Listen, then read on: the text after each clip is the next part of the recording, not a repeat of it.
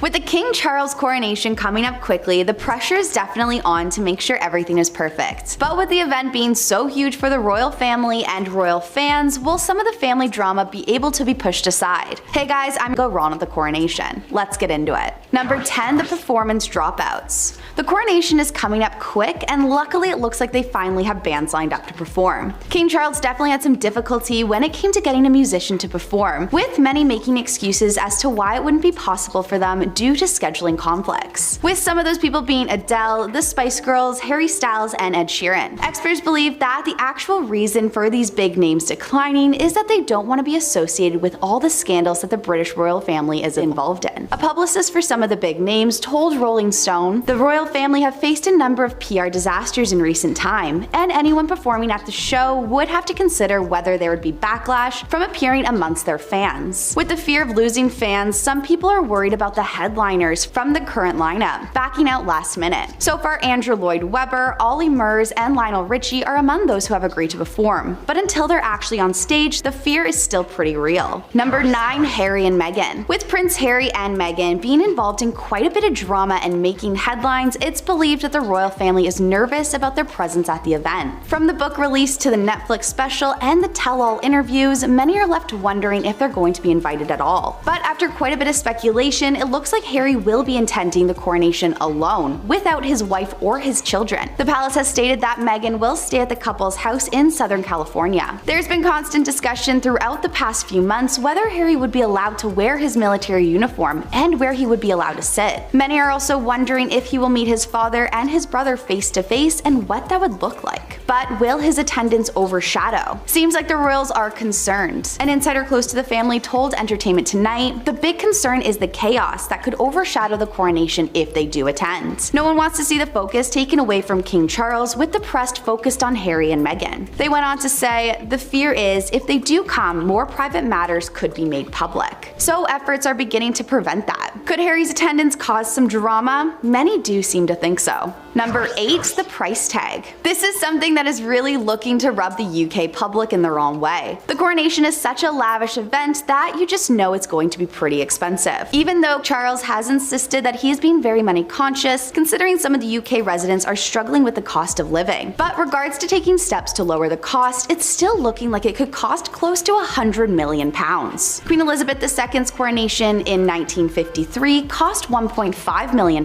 which equals to about £50 million in today's money. A source explained to The Sun, in today's money, the 1953 coronation cost around £50 million, but estimates for King Charles are twice as much because of things like security, which weren't a big issue back then. But if you're wondering who's going to pay this £100 million, well, it's looking like it's going to be paid by the British government, which is essentially British taxpayers. As the government is becoming aware of how upset the cost will make the British people, they are said to be very mindful, ensuring that it gives value to the taxpayer, as there is an estimated £1 billion coming in for the British economy from this. But even if that is true, how are people going to react when they realize the true cost of this event? Number 7, the affair. In 2019, rumors started circulating regarding Prince William having an affair with his lifelong friend, Rose Hanbury. The Daily Mail reported that Kate, who was said to be friends with Rose, was trying to phase her out of their inner circle. An insider told The Sun, it is well known that Kate and Rose are having a terrible falling out. They used to be close, but that is no longer the case. To add to these rumors, a reporter for the Times of London posted on Twitter in a now deleted tweet saying, everyone knows about the affair, darling. Regardless, if these rumors are true, I can't imagine it's going to be very awkward at the coronation, considering Rose is invited. She is likely to be in attendance considering her husband has been named as King Charles' Lord-in-Waiting, as well as her son being named one of the king's pages, meaning he will be holding the robes of the king with Prince George. But how does this make Kate feel? A friend of the family told the media there has never been any enmity between Kate and Rose. The rumors are all a load of rubbish. The family are ancient allies of the crown, but with Kate allegedly calling Rose her rival in the past, on a scale of 1 to 10, how tense do you really think this could be? Number 6, the church fight. King Charles is reportedly not having it with the English church and is fighting over his diversity demands. Because of these disagreements with the church, it has allegedly led to a delay in the public publication for the event's order of service. King Charles is looking to make the coronation a bit more diverse than ever before and give more prominence to non-Christian individuals at the ceremony. But it looks like Charles has been warned by church officials that these demands clash with centuries-old laws that bars all non-Christian faiths from reading prayers at the coronation ceremony. This came after Charles claimed he would like to be known as a defender of faith rather than a defender of the faith. With the reported delay with the order of services, we're still not totally sure what's going to happen with this one. Some are expecting that a compromise could be an option, told a separate ceremony where other faith leaders could play a role. But for this one, it looks like we're just going to have to wait and see. Number 5. The coroner. After the passing of the Queen, the conversation was opened about colonism and the relation to her legacy. Calls started going out asking Britain's royal family to return one of the world's largest clear-cut diamonds, the Koh-i-Noor. The diamond is said to be a curse to all men who wear the diamond, so Queen Victoria ordered all her female descendants to wear it from then on. Demands for the return of the diamond, along with other diamonds, have started to really intensify as many believe the way the family got the diamonds was illegitimate. The jewel is said to have been stolen from India in the 19th century and is known as the most expensive diamond in the world, reportedly worth close to $591 million. The jewel has a long history with the royal family and is one of the 2,800 stones set on the crown, which is made for King Charles's grandmother, the Queen Mother. But there has been a huge debate as to where the 105-carat diamond actually belongs, and there has been decades-long battles over it. Not long after the Queen passed, one Twitter user posted, "On behalf of Indians, we want our Koh-i-Noor back." Along with other YouTubers, Bollywood stars, academics, they all fight online, urging the British royal family to return the diamonds. A prominent Indian MP even signed a letter asking for it back, saying Britain owes us. But instead of returning the evidence to their rightful owners, the British are flaunting the Koh-i-Noor on the Queen Mother's crown. Because of the anger surrounding the jewel, many have wondered if Camilla will opt to wear the crown traditionally worn for occasions like this. But it looks like she has decided against it, and instead will wear another crown that she has, reset with diamonds from Queen Elizabeth's collection. Regardless of this decision, I can imagine people still won't be happy that the diamond is still sitting in the Tower of London. Number 4. The playlist. The coronation playlist is out and some people aren't too happy. The Department for Digital Culture, Media and Sport has released a coronation celebration playlist on Spotify, which is made to help people organize coronation parties. Though some people are loving it, others have spoken out, believing that it is a terrible representation of the UK. With some classics being mixed in, a few Spotify users have dubbed it as extremely skippable. The playlist starts off with a classic song, Come Together, by the Beatles. Many people believe that this is a pretty solid choice considering the tension between the royal family and Prince Harry, along with the economic instability recently that's going on in the UK. With some pretty good picks throughout, you might be thinking, what is so controversial? But it looks like the department made an error in the original release playlist, which included 28 tracks. The last song added was called Dance With Me by Dizzy Rascal. As fans spotted it, the DCMS sent out a statement saying, a track featuring Dizzy Rascal was included in error, and as soon as it was identified, it was removed. This was a mistake that was luckily caught fast, considering the artist lost most of his appeal after being found guilty of assaulting his then fiancée just last year. The playlist is also said to be a celebration of Commonwealth, with the DCMS saying